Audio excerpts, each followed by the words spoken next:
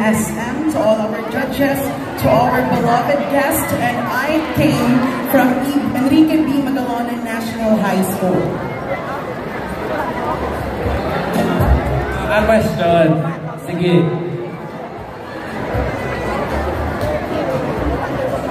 Good mo ako sa'yo.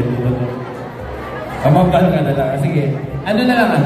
Anong mabal sa fellow mga competitors mo? Diba? So, to my competitors, this is not only the competition. This is a call for action. That we not only wear these costumes for fame, for win, but also we need to put the passion in ourselves, especially the art and the love for the environment. Because as what we believe in our social sciences class, our environment affects the people. We are the people.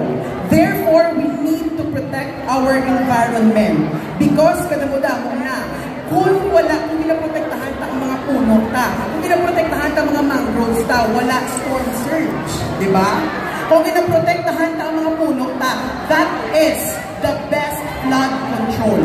We don't need to put a big budget for the flood control projects if we have so many trees. Because as we always know, art is a protest. Music is a protest.